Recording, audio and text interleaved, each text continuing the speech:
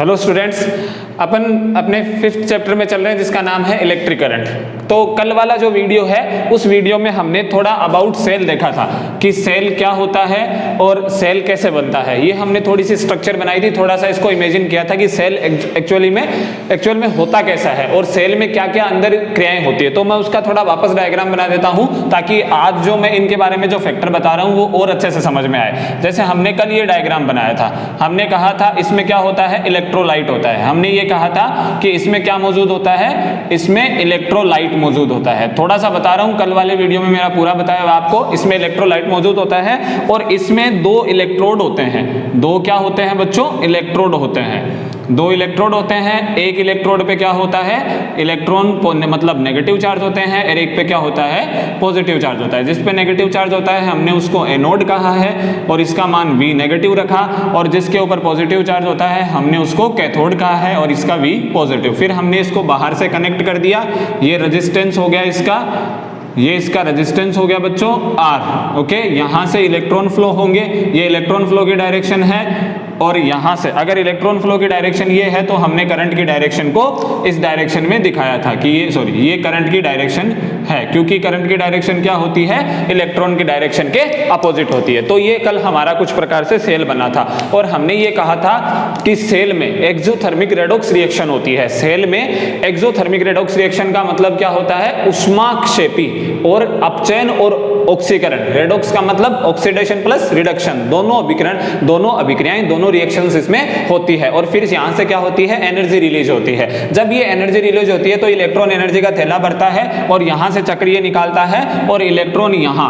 हमने यही मेन इसके ऊपर चर्चा की थी कि इलेक्ट्रॉन पॉजिटिव से नेगेटिव जा रहा है। इलेक्ट्रॉन क्या जा रहा है, पॉजिटिव से नेगेटिव जा रहा है। हाउ इज इट पॉसिबल, ये पॉसिबल तब होता है जब इलेक्ट्रॉन के पास क्या होती है, एनर्जी होती है। तभी मैंने आपको कहा था कि cell maintains only the potential difference between the two electrodes which forces the electrons to move from positive to negative. वही पोटेंशियल डिफरेंस क्या करता है, इलेक्ट्रॉन को फोर्स करता है, कहां से मूव होने के लिए, पॉजिटिव से नेगेटिव की तरफ मूव होने के लिए। आगे बात समझ में, यहां तक हमने कल चर्चा कर ली थी। फिर मैं आपको बता के गया था कि सेल्स के बारे में अगला जो वीडियो होगा वो पूरा सेल के बारे में होगा। आज का वीडियो हम पूरा सेल के बारे में रखेंगे और हम इसमें क्या क्या देखेंगे वो मैं आपको बता देना चाहता हूं। सबसे पहले हम देखेंगे इसमें EMF, सबसे पहले हम देखेंगे EMF, फिर हम देखेंगे इंटरनल रेजिस्टेंस, फिर हम देखेंगे इंटरनल रेजिस्टेंस, फिर हम देखेंगे टर्मिनल वोल्टेज। ये 3 चीजें आज हम इसमें देखेंगे। फिर हम देखेंगे टर्मिनल वोल्टेज, ये आज वाले वीडियो में हम चर्चा करेंगे। और फिर नेक्स्ट वीडियो में हम चर्चा करेंगे कॉम्बिनेशन ऑफ सेल, जो कि अपने चैप्टर का ऑलमोस्ट लास्ट टॉपिक सा आ जाता है। EMF, अब बात करते हैं सबसे पहले EMF क्या होता है। ध्यान देना बच्चों थोड़ा सा, EMF का फुल फॉर्म क्या होता है। सबसे पहले EMF की फुल फॉर्म देखते हैं, electromotive force. Electromotive force, electromotive force का मतलब क्या होता है, विद्युत वाहक बल। अब विद्युत वाहक बल, आपको नाम से स्पष्ट हो रहा है कि ये बल है, लेकिन ये बल नहीं होता है, ये बल नहीं होता है। It is the only potential difference, ये केवल विभवांतर होता है, ये बल नहीं होता है बच्चों, ये केवल पोटेंशियल डिफरेंस होता है। It is not a force, इसका नाम रख दिया गया बल। हमें पता है कि कई चीजों का हम नाम रख देते हैं, जैसे किसी बच्चे का नाम मान लीजिए राम रख दिया, और उसके कर्म पूरे ही रावण से हैं, तो जरूरी थोड़ी है कि उसका नाम रावण होगा। उसका नाम रावण नहीं हो सकता, उसका तो नाम घर वालों ने राम रख दिया, कोई दिक्कत नहीं है, लेकिन उसके कर्म क्या है, रावण जैसे हैं, इसका कुछ हम नहीं कर सकते। तो इसका नाम EMF जरूर है, बट इसके कर्म कोई भी फोर्स जैसा नहीं है। ये केवल क्या है, एक पोटेंशियल डिफरेंस है। मैं इसकी डेफिनेशन लिखता हूं, थोड़ी सी इसकी डेफिनेशन देखते हैं। Electromotive force is the potential difference, electromotive force is the potential difference between 2 electrode, या इनको टर्मिनल्स भी बोलते हैं बच्चों, 2 इलेक्ट्रोड या terminals of the cell when no current is flow. ये ध्यान देने की चीज है। ये क्या बताया मैंने आपको, EMF। Electromotive force, current force कैसे जैसे नहीं है, क्या है एक्चुअली में पोटेंशियल डिफरेंस, कहां से, electromotive force is the potential difference between the two electrodes terminals of the cell when no current is flow, जब कोई भी करंट प्रवाहित नहीं हो रही हो, जब सेल से कोई भी करंट प्रवाहित नहीं हो रही हो, सेल से कोई भी विद्युत धारा प्रवाहित नहीं हो रही हो, उस समय सेल के दोनों टर्मिनलों या दोनों इलेक्ट्रोड के बीच जो विभवांतर होता है, उस विभवांतर को क्या बोला जाता है, विद्युत वाहक बल बोला जाता है। इसका मतलब विद्युत वाहक बल क्या है, पोटेंशियल डिफरेंस है बच्चों, बल नहीं है, ये केवल एक पोटेंशियल डिफरेंस है। उसी प्रकार जिस प्रकार किसी बच्चे का नाम राम रख दिया जाता है, कर्म रावण के होते हैं, बट उसका नाम तो क्या रहेगा, राम ही रहेगा, क्योंकि उसके माता पिता ने यही सोचे थे कि वो कर्म कैसा करेगा, राम का सा, अब वो करने रावण का सा लग गया, इसका हमें कोई मतलब नहीं है, तो इसका नाम क्या बोलेंगे हम, ईएमएफ बोलेंगे। EMF is the potential difference between the two terminal, EMF is the potential difference between the two terminal या two electrode of the cell when the no current is flow, जब कोई भी विद्युत धारा प्रवाहित नहीं हो रही है, उस समय जो सेल के दोनों टर्मिनल होते हैं या जो दोनों इलेक्ट्रोड होते हैं, उनके बीच की जो पोटेंशियल डिफरेंस होता है, उनके बीच का जो विभवांतर होता है, उसको क्या बोला जाता है, विद्युत वाहक बल या ईएमएफ बोला जाता है। आई बात समझ में। इसको रिप्रेजेंट किया जाता है बच्चों ई से, किससे रिप्रेजेंट किया जाता है, इस ई से रिप्रेजेंट किया जाता है। ऑब्वियस सी बात है, ये पोटेंशियल डिफरेंस है, देन इसकी जो यूनिट होती है वो क्या होती है, वोल्ट होती है, यूनिट क्या होती है, वोल्ट होती है। नाम बल, कर्म पोटेंशियल डिफरेंस का, ध्यान देना मेरी बात, नाम क्या है, बल है, फोर्स है, बट एक्चुअली में है क्या, ये पोटेंशियल डिफरेंस है। आगे बात समझ में, is the potential difference between the two electrode and terminal of the cell when no current is flow, जब कोई भी विद्युत धारा सेल से प्रवाहित नहीं हो रही हो, तो सेल के दोनों टर्मिनलों या दोनों इलेक्ट्रोड के मध्य के विभवांतर को क्या बोला जाता है, विद्युत वाहक बल बोला जाता है। आई बात समझ में, रिप्रेजेंट किससे करते हैं, ई से, यूनिट क्या होती है, वोल्ट। एक चीज मैं आपको बताना चाहता हूं, जब आप सेल लेने जाते हो तो सेल के ऊपर लिखा हुआ होता है 12 वोल्ट, सेल के ऊपर लिखा हुआ क्या होता है, 12 वोल्ट, मान लिया 6 वोल्ट लिखा हो, मान लिया 8 वोल्ट लिखा हो, उस समय जो उसका वोल्टेज लिखा हुआ होता है सेल पर, वो वोल्टेज कौन सा लिखा हुआ होता है, वो ईएमएफ लिखा हुआ होता है बच्चों, वो उसका ईएमएफ होता है, इलेक्ट्रोमोटिव फोर्स। क्योंकि हमें पता है कि जब हम सेल लेने जाते हैं, दुकानदार के पास से सेल उठाते हैं, तो उसमें से करंट फ्लो नहीं होती है, अगर उसमें से करंट फ्लो हो रही है तो आप सेल को हाथ भी नहीं लगाओगे। आई मेरी बात समझ में, क्यों, क्योंकि हमने क्या कंडीशन देखी, जब करंट प्रवाहित नहीं हो रही हो, इसका मतलब है वो उसी कंडीशन में ही तो है, अर्थात उस सेल में से, वो है तो एक प्रकार का सेल ही, हम दुकानदार के पास सेल लेने जाते हैं, वो है सेल ही, बट उस समय उसमें से करंट फ्लो नहीं हो रही है, करंट फ्लो नहीं हो रही है, इसका मतलब उस समय उसके ऊपर जो वोल्टेज लिखा होता है, वो कौन सा वोल्टेज होता है, ईएमएफ होता है, इलेक्ट्रोमोटिव फोर्स होता है। आई बात समझ में, वो होता है ईएमएफ, इलेक्ट्रोमोटिव फोर्स। दोबारा बता देना चाहता हूं, जब आप कोई भी सेल खरीदते हो या किसी भी सेल के ऊपर जब सेल पड़ा हुआ होता है बिना सर्किट के, सर्किट में उसको नहीं जोड़ा होता है, मान लीजिए अपन रिमोट की ले लेते हैं, जब हम रिमोट को अच्छी तरीके से देख लेते हैं, थापी मार के, जिसको अपन बोलते हैं, ऐसे भिड़ा भिड़ू के देख लेते हैं, वो नहीं चल रहा होता है, तब अपने को क्या करना पड़ता है, नया सेल परचेज करना पड़ता है। जब आप नए सेल परचेज करने जाते हो तो उस सेल के ऊपर लिखा होता है 2 वोल्ट, इसका मतलब उसका आपने क्या समझा कि वो कितना वोल्टेज देगा, 2 वोल्ट, लेकिन वो एक्चुअली में 2 वोल्ट नहीं देता है। वो उस समय की उसकी कंडीशन होती है जब वो सर्किट में यूज नहीं हो रहा हो, जब वो परिपथ में उपयोग में नहीं आ रहा हो,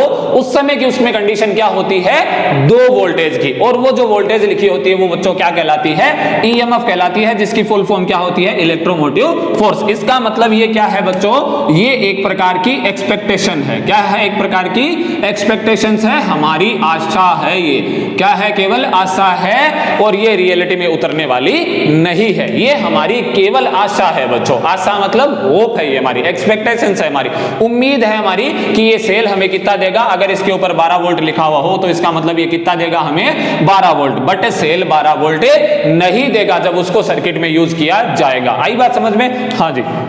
अब चलते हैं अपन आगे, इसको थोड़ा सा अपन लेके देखते हैं, एक एग्जांपल के थ्रू लेके देखते हैं। सेल हमने देख लिया है, चर्चा कर ली है, ईएमएफ आ गया समझ में, ईएमएफ के बाद में इंटरनल रेजिस्टेंस और टर्मिनल वोल्टेज।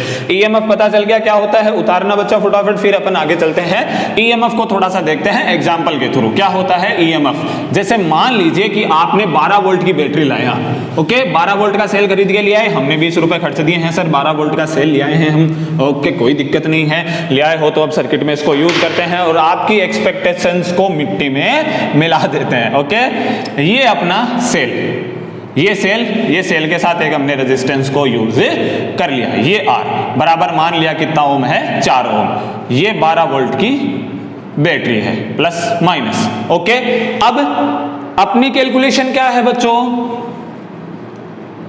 अपनी कैलकुलेशन क्या है? कैलकुलेशन का मतलब वोल्टेज कितना है, ये ईएमएफ मैंने आपको बता दिया, ये क्या है, ईएमएफ कितना है, 12 वोल्ट। आगे बात समझ में, रेजिस्टेंस कितना लगा हुआ है, 4 ओम का। अपनी एक्सपेक्टेशंस, करंट कितनी हो जानी चाहिए, 12/4 3 एम्पियर। इसका मतलब करंट कौन सी, ये 3 एम्पियर, ये इधर से, ये इधर से, ये इधर से, ये इधर से। ओके, ये 3 एम्पियर। वोल्टेज कितना हो जाना चाहिए, वोल्टेज ड्रॉप, इसके ऊपर वोल्टेज ड्रॉप होगा, पता है आपको इसके ऊपर वोल्टेज ड्रॉप होगा, because it is a resistance and it consumes the energy which is coming from the cell. जो एनर्जी सेल से आ रही है उसको कंज्यूम कौन करता है, रेजिस्टेंस ही तो करता है। तो डेल्टा V इन R कितना होगा, I गुणा R। I कितना है, 3 गुणा 4 बराबर 12 वोल्ट। अल्लो सर आपने तो कहा था एक्सपेक्टेशंस हमारी खरी नहीं उतर गई नहीं उतरी बच्चों, ये हमारी केवल कैलकुलेशन बता रही है। ये कौन बता रही है, हमारी केवल अभी तक कैलकुलेशन बता रही है, अभी तक हम रियलिटी में नहीं उतरे हैं। ये हमारी एक्सपेक्टेशंस है बच्चों, क्या है, ये हमारी एक्सपेक्टेशंस है, ये हमारी आशाएं हैं जो अभी थोड़ी सी देर में मिट्टी में मिलने वाली है। आई बात समझ में, ये हमारी सेल से आशाएं थी। ईएमएफ कितना था, 12 वोल्ट। हमने रेजिस्टेंस कितना लगा रखा था, 4 ओम का रेजिस्टेंस लगा रखा था। तो आई बराबर कितनी आ जाएगी बच्चों, 3 एम्पियर। तो डेल्टा V जो कि इसमें हमारे अकॉर्डिंग हमारे अनुमान से कितना ड्रॉप हुआ है, 12 वोल्ट ड्रॉप हुआ, अर्थात जितना मिला है वो उतना का उतना यहाँ पे क्या हो गया, ड्रॉप हो गया। बट नहीं, अब अपना ऑब्जर्वेशन करते हैं। ऑब्जर्वेशन क्या होता है, ऑब्जर्वेशन बच्चों ये होता है कि इसमें करंट तो पहुंच रही है 2 एम्पियर और वोल्टेज डेल्टा V इन R हो रहा है 8 वोल्ट। ये क्या हो गया सर, 12 वोल्ट का लाए थे, कितना मिला, 8 वोल्ट ही मिला है आपको। कितना मिला, 8 वोल्ट। ये खब्बी कैसे हुई सर, 4 वोल्ट कहां गया, इसके बारे में तो हमें चर्चा करनी है।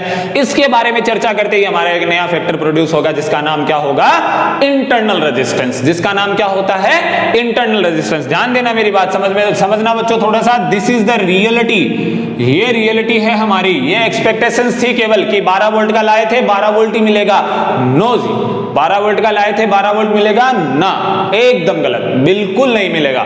आपको कितना मिलेगा, A बराबर 2 एम्पियर, डेल्टा V बराबर 8 वोल्ट। अब इसके अकॉर्डिंग हम इंटरनल रेजिस्टेंस को सजाते हैं, इंटरनल रेजिस्टेंस को डिड्यूस करते हैं कि इंटरनल रेजिस्टेंस क्या होता है। ध्यान देना बच्चों, इंटरनल रेजिस्टेंस जो होता है वो इंटरनल रेजिस्टेंस, मैं यहां पे थोड़ा इंटरनल रेजिस्टेंस की डेफिनेशन लिखना चाहूंगा। आपके सामने एक नई चीज प्रोड्यूस होती है जिसका नाम होता है इंटरनल रेजिस्टेंस। इंटरनल रेजिस्टेंस करता क्या है, ध्यान देना मेरी बात। रेजिस्टेंस का अर्थ क्या होता है, बाधा उत्पन्न करना। इंटरनल का मतलब आंतरिक रेजिस्टेंस। किसका इंटरनल रेजिस्टेंस, सेल का।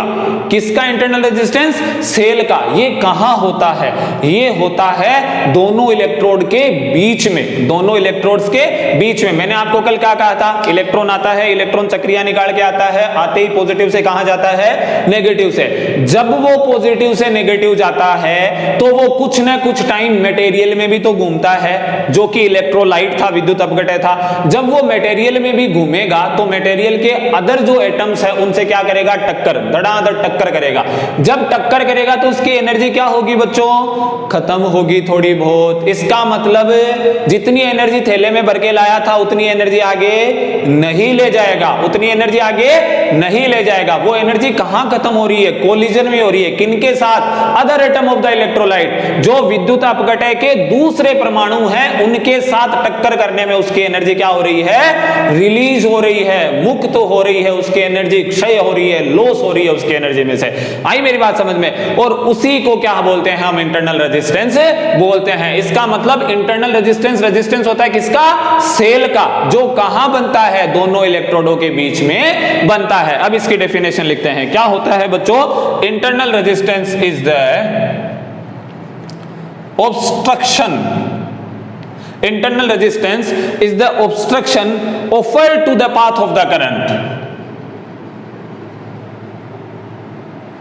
offered to the path of the current due to material of electrolyte of cell क्या होता है?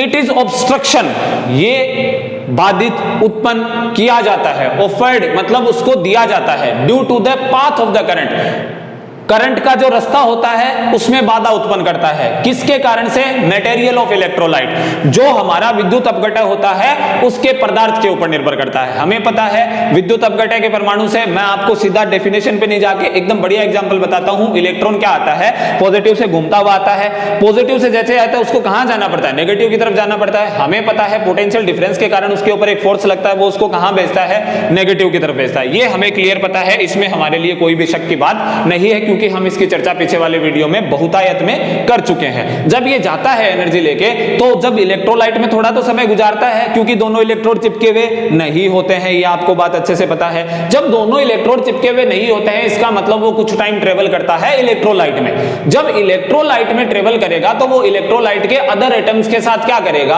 कोलाइड, कोलिजन करेगा। कोलिजन करने पर एनर्जी रिलीज तो जरूर होगी, क्योंकि वो इलास्टिक कोलिजन तो होनी नहीं है। इसका मतलब एनर्जी रिलीज उसमें अवश्य होगी। डेफिनेटली एनर्जी लॉस होगा।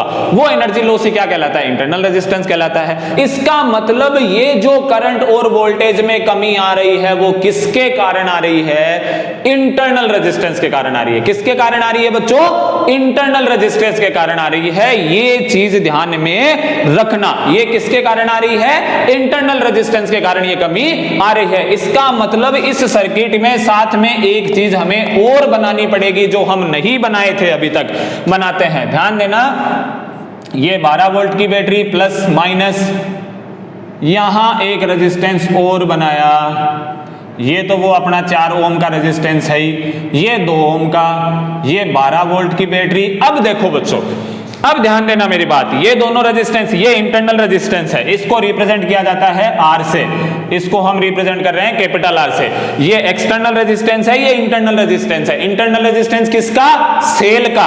होना कहां चाहिए? यहां दोनों इलेक्ट्रोडों के बीच में, बट इलेक्ट्रोड के बीच में बनाना अच्छा नहीं लगता है, हम इसका साइड में एग्जिस्टेंस दिखा देते हैं। साइड में इसलिए दिखा देते हैं क्योंकि इसका खुद का एग्जिस्टेंस होता है। खुद का एग्जिस्टेंस होने के कारण ये बोलता है भैया हमें साइड बनाओ ताकि बच्चे हमें आसानी से पहचान सके। आप इनको इसको आसानी से पहचान सको इस बंदे को, इसलिए इसको साइड में बना दिया जाता है। चूंकि ये होता है इलेक्ट्रोडों के बीच में ही है और कहीं नहीं होता है, क्योंकि ये सेल का इंटरनल रेजिस्टेंस है और किसी का इंटरनल रेजिस्टेंस नहीं है, ये सेल का इंटरनल रेजिस्टेंस है। ये चीज ध्यान में रखना। आई मेरी बात समझ में? ये 2 अब कैलकुलेट करो, R इक्वल कितना हो गया? R इक्विवेलेंट कितना हो गया? दोनों सीरीज ऑर्डर में है, कल ही बढ़ के आ चुके हैं। कॉम्बिनेशन ऑफ रेजिस्टेंस सीरीज में है तो 4 + 2 कितना हो गया? 6 ओम। वोल्टेज EMF कितना है? EMF है 12 वोल्ट। कितना पोटेंशियल डिफरेंस होगा? कितनी करंट आएगी? I बराबर आएगी 12/6 बराबर 2 एम्पियर। यही मैंने बोला आपको, 2 एम्पियर। इसका मतलब यहां करंट कितनी जाएगी? 2 एम्पियर जाएगी। 2 एम्पियर जाएगी। अब इसको यहां वो लगा लो वोल्ट मीटर, और आपने मापा potential difference across the external resistance. 4 × 2 कितना होगा? 8। वही मैंने आपको दिखाया, कितना होगा? 8। इसका मतलब एक ऐसी चीज विद्यमान होती है जो अंदर ही अंदर सेल के खब्बी प्रोड्यूस करती है, जो अंदर ही अंदर सेल के कुचरनी करती हुई रहती है, जिसका नाम होता है इंटरनल रेजिस्टेंस। इसका मतलब घर का ही आदमी खराब इसको करता है। इलेक्ट्रोलाइट क्या होता है? घर का ही आदमी होता है सेल के, वो ही इसको खराब करता है, क्योंकि इलेक्ट्रोलाइट में ही इलेक्ट्रॉन कोलाइड करता है और कोलाइड करने पर वो एनर्जी को रिलीज करता है, और जैसे जैसे एनर्जी को रिलीज करता जाएगा इंटरनल रेजिस्टेंस बढ़ता हुआ जाएगा। आई बात समझ में बच्चों? इसको एकदम क्लियर करना। यहां पे कंसेप्ट क्लियर करते हुए जा रहे हैं हम, क्योंकि आपको नोट्स की बहुत कमी महसूस हो रही है, मेरे को पता है ये सब चीजें, बट अपन वीडियो में केवल और केवल मैं आपको समझा सकता हूं। तो वीडियो में मैंने आपको यही समझाना चाह रहा हूं, EMF क्या होता है? हमारी एक्सपेक्टेशंस होती है सेल से कि ये हमें सेल इतनी वोल्टेज देगा, क्योंकि वो उस समय की पोटेंशियल डिफरेंस होती है जब सेल को हम सर्किट में यूज नहीं कर रहे। But resistance, internal resistance cell के अंदर की ही चीज होती है, अंदर का ही भेदी होता है कोई ना कोई। किसके द्वारा प्रोड्यूस किया जाता है? इलेक्ट्रोलाइट के द्वारा प्रोड्यूस किया जाता है, विद्युत अपघटय के द्वारा प्रोड्यूस किया जाता है। आई बच्चों बात समझ में? अब हम चलते हैं थोड़ा सा आगे। अब देखना एक चीज और मैं आपको बताना चाहता हूं, नेक्स्ट जो हमारी टर्म आती है वो आती है, इंटरनल रेजिस्टेंस की डेफिनेशन को मिटा रहा हूं यहां से। नेक्स्ट जो हमारी टर्म्स आती है वो ये आती है, अब मेरे को एक बात बताओ कि आपने क्या देखा, आपने अभी ये देखा कि हमें कितने वोल्टेज मिल रहे हैं, हमें कितना वोल्टेज मिला? 8। 8 बराबर क्या होता है? 12 में से कितने घटाने हैं? 12 में से 4 घटाने पर क्या मिल जाएंगे? 8 मिल जाएंगे। अब 4 को मैं ऐसे लिख सकता हूं, 8 बराबर 12 माइनस 2 गुणा 2। अब देखो 12 क्या है? 12 है ईएमएफ, जिसको किससे लिखते हैं? ई से लिखते हैं। 2 क्या है? आई, आर, और 2 क्या है? आर। 2 आर ही तो है, स्मॉल आर, और 2 क्या है? आई। आई एम्पियर, 2 एम्पियर ही तो है। इसका मतलब ये क्या है? आई आर है, ये क्या है? ई है। फिर ये 8 वोल्ट क्या है? 8 वोल्ट क्या है जो हमें रियलिटी में मिला है, जो हमें सेल ने हमें अपना साफ चेहरा दिखाया है। मैं आपको, आप जब यूज करोगे मेरे को 4 ओम के एक्सटर्नल रेजिस्टेंस के साथ, तो मैं आपको 8 वोल्ट ही दूंगा। आप फालतू की उम्मीदें मत रखो 12 वोल्ट लेने की। मैं आपको कितने वोल्ट दूंगा सर? मैं आपको 8 वोल्ट ही दूंगा साहब। आप 8 वोल्ट के जितना मेरे को यूज कर सकते हो। इस 8 वोल्ट को जो हमें यूज हो रहा है, इसको हम क्या बोलेंगे? टर्मिनल वोल्टेज बोलेंगे। क्या बोलेंगे? टर्मिनल वोल्टेज, टर्मिनल वोल्टता बोलते हैं। क्या बोलते हैं बच्चों? टर्मिनल वोल्टता। इसकी डेफिनेशन क्या होती है? ध्यान देना थोड़ा सा। Potential difference, potential difference across the cell when current is flow from the cell. Potential difference across the cell, cell के दोनों जो टर्मिनल होते हैं उनके ऊपर का विभवांतर, सेल के दोनों टर्मिनलों के बीच का विभवांतर। कब? जब विद्युत धारा प्रवाहित हो रही हो सेल से। जब सेल से विद्युत धारा प्रवाहित हो रही होती है उस समय सेल के दोनों टर्मिनलों या दोनों इलेक्ट्रोड के बीच का विभवांतर क्या कहलाता है? टर्मिनल वोल्टता। और जब विद्युत धारा प्रवाहित नहीं हो रही है तो क्या कहलाता है?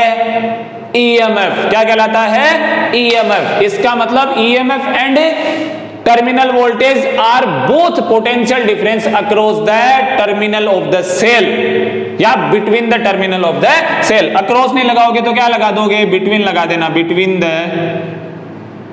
Terminals of the cell, terminal of the cell कर देना। Okay, between the terminal of the cell when current is flow from the cell. जब सेल से करंट को हम ले रहे हैं, सेल को हम यूज कर रहे हैं बच्चों इस समय, उस समय सेल क्या था? अपनी ही मस्ती में था। अब हम सेल को यूज कर रहे हैं किसी न किसी सर्किट में। जब सेल को यूज किया जाता है उस समय जो कंडीशन, उस समय जो वोल्टेज मिलता है वो क्या कहलाता है? देन क्या कहलाता है? वो टर्मिनल वोल्टेज कहलाता है। इसका मतलब ये 8 क्या होगा? 8 होगा टर्मिनल वोल्टेज। क्या होगा? टर्मिनल वोल्टेज होगा। ये 8 क्या होगा बच्चों? टर्मिनल वोल्टेज होगा। मैं इसको मिटाता हूं, फिर टर्मिनल वोल्टेज के आगे थोड़ी सी चर्चा इसको और बढ़ाते हैं कि ये 8 क्या हो गया?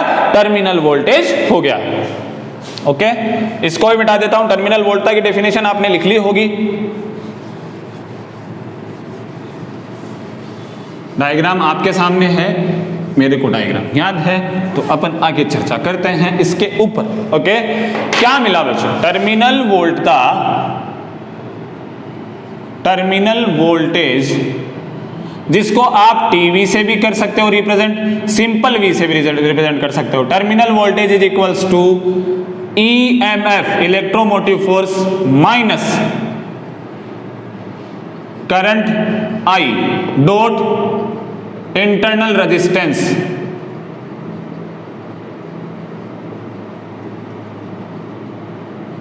किससे रिप्रेजेंट कर रहे हैं? आर से। इसका मतलब V is equals to E minus I are.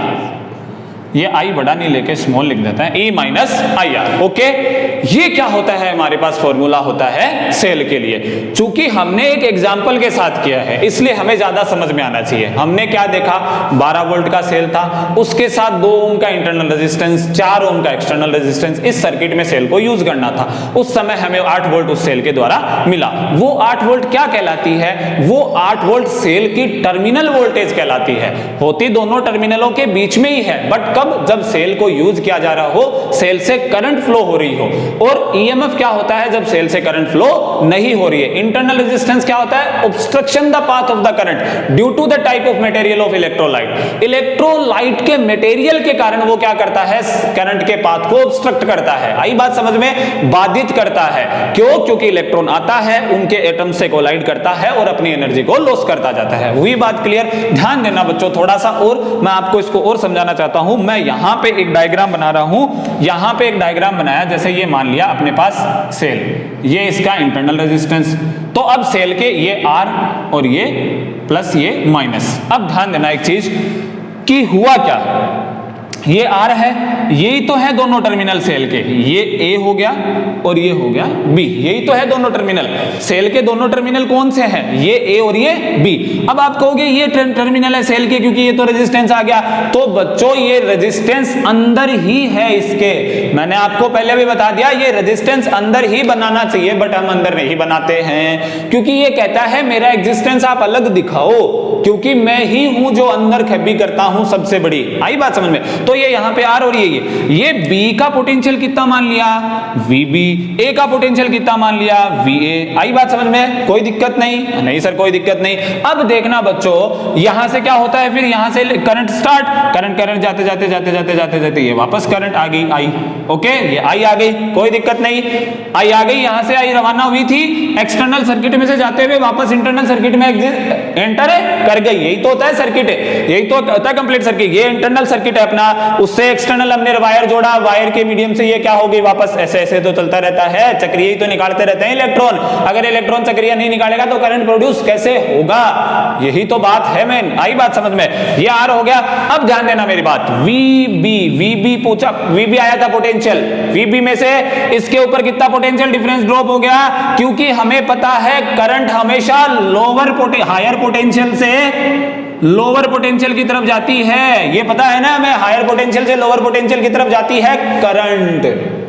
क्या जाती है, करंट जाती है हायर पोटेंशियल से लोअर पोटेंशियल की तरफ। इसका मतलब पोटेंशियल क्या हो रही है, कमी हो रही है पोटेंशियल में, आई आर के बराबर कमी हो रही है। आई आर कर दो तो वीबी माइनस आई आर। ध्यान देना बच्चों, दोबारा से इस कंसेप्ट को समझाता हूं मैं आपको। ये हमने एक सेल बनाया है, अभी तक हमने एक सेल बनाया है। ये सेल के साथ सेल का इंटरनल रेजिस्टेंस, सेल के साथ सेल का इंटरनल रेजिस्टेंस हो गया, कोई दिक्कत नहीं, नहीं सर कोई दिक्कत नहीं। ये सेल हो गया, ये दोनों सेल की टर्मिनल्स हैं, ये दोनों सेल के सिरे हैं। इतना बड़ा है सेल, नहीं लेते हो आप, एक की तरफ छोटा सा होता है, उसको डालते हो रिमोट में, तो रिमोट में दोनों साइड वो कनेक्ट हो जाता है। इंटरनल रेजिस्टेंस उस सेल के अंदर ही है बच्चों, यहां हमने बाहर इसको केवल शो ऑफ किया है अपनी सुविधा के लिए। ओके, सब काम हम अपनी सुविधा के लिए करते हैं, ये आप सबको पता है, इसमें कोई डाउट नहीं है। ओके, तो देन अब देखना, ये हायर पोटेंशियल, ये lower potential, because current only flow from the higher potential to the lower potential. यहां इसका मतलब इस आर के ऊपर कुछ ना कुछ पोटेंशियल ड्रॉप होना है, जो किसमें से होना है, वीबी में से ही तो होना है। किसमें से होना है, वीबी में से ही होना है। तो वीबी में से कितना पोटेंशियल ड्रॉप हुआ, आई आर। अब देखना, ये लोअर पोटेंशियल आपको दिखाई दे रहा है, चूंकि भी ये लोअर पोटेंशियल, ये हायर पोटेंशियल। अब की बार करंट जा रही है लोअर पोटेंशियल से हायर पोटेंशियल, इसका मतलब पोटेंशियल इंक्रीज हो रहा है। अब की बार कितना इंक्रीज हो रहा है, टर्मिनल वोल्टेज के बराबर, क्योंकि सेल की असली वोल्टेज तो क्या होती है, टर्मिनल वोल्टेज तो होती है। अरे रंग बिरंगा कैसे लिख दिया, ये लो जी ई। ओके, अब क्या हुआ, किसके बराबर, लास्ट में कितना मिला, वी ए मिला हमें, तो इसको ऐसे लिख सकते हैं ई माइनस आई आर बराबर V A minus VB. V A minus VB को यू कैन से वी, तो then E minus I R is equals to V. यही फॉर्मूला हमने पहले लिया था, मैंने आपको दो प्रकार से फॉर्मूला डिराइव करके दिखा दिया। वी बराबर होता है E minus I R, terminal voltage is equals to EMF electromotive force minus current गुना इंटरनल रेजिस्टेंस। ओके, इस फॉर्मूला के बेसिस पर न्यूमेरिकल आते हैं, तो then you can solve by this formula. अब ध्यान देना बच्चों, हमारे पास क्या जुड़ा हुआ है, एक्सटर्नल रेजिस्टेंस जुड़ा हुआ है। मान लिया कितना जुड़ा हुआ, ये टर्मिनल वोल्टेज एक्सटर्नल रेजिस्टेंस पे ही तो मिलेगी हमें। ये जो टर्मिनल वोल्टेज है वो कहां मिलती है हमें, एक्सटर्नल रेजिस्टेंस पे तो मिलती है। V बराबर E माइनस IR, बड़ा लिख देता हूं I करंट फ्लो हो रही है, एक्सटर्नल रेजिस्टेंस कितना है REXT मान लिया, एक्सटर्नल रेजिस्टेंस बाहरी प्रतिरोध कितना है REXT मान लिया। ये V कहां मिलती है, उसके ऊपर ही तो मिलती है, तो इस V का मान कितना होना चाहिए IR एक्सटर्नल। तो ये लगा देते हैं IR एक्सटर्नल बराबर E माइनस IR। I को इधर ले आओ, I common, R external plus R is equals to E।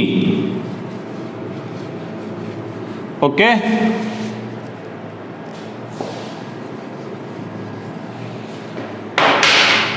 अब I बराबर कितना आ गया E बट्टा R प्लस R एक्सटर्नल करो चाहे सिंपल R लिखो। ये फॉर्मूला एक और डिराइव अपने पास हो गया। इसका मतलब करंट देखना, यहां से कैलकुलेट करो। यहां आई थी अपने पास करंट 2 एम्पियर, I बराबर E कितना था 12, वो कितना था अंदर वाला 2, इंटरनल रेजिस्टेंस बाहर वाला कितना था 4, तो 12 बट्टा 6 बराबर 2 एम्पियर।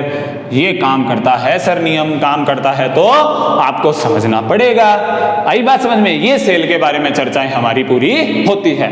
अब अपना जो नेक्स्ट टॉपिक होगा वो होगा कॉम्बिनेशन ऑफ द सेल। उससे पहले चलो एक चीज और बता देते हैं आपको, इंटरनल रेजिस्टेंस की डिपेंडेंस क्या होती है। डिपेंडेंस ऑफ इंटरनल रेजिस्टेंस किस किस के ऊपर डिपेंड करता है।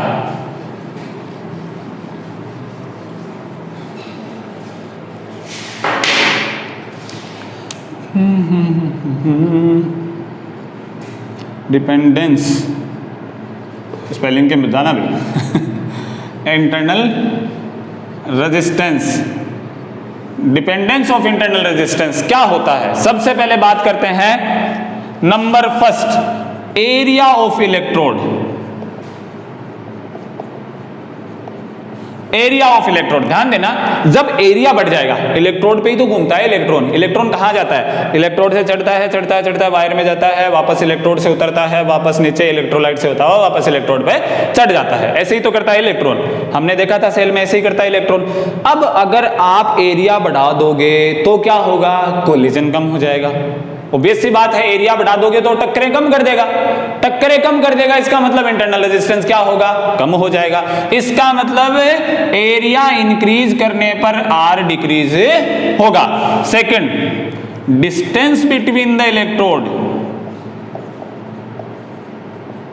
Distance between the electrode, if distance d is increase, ध्यान देना बच्चों, अगर इलेक्ट्रोडों के बीच की हम डिस्टेंस बढ़ा देंगे, इलेक्ट्रॉनों को इलेक्ट्रोड टर्मिनल्स को ज्यादा दूर ला देंगे, तो क्या होगा, वो जो इलेक्ट्रॉन जिसको इलेक्ट्रोलाइट में ही काम नहीं करना था, वही इलेक्ट्रोलाइट में दूरी तय करेगा, तभी तो टकराएगा परमाणु से, तभी तो इंटरनल रेजिस्टेंस प्रोड्यूस होगा।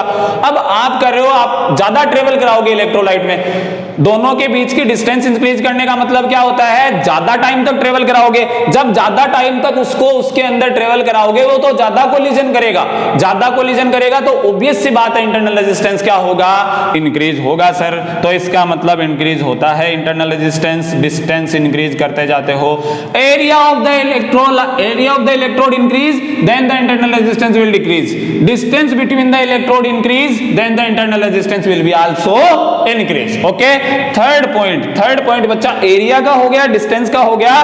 थर्ड पॉइंट हम करते हैं कंसंट्रेशन ऑफ द इलेक्ट्रोलाइट,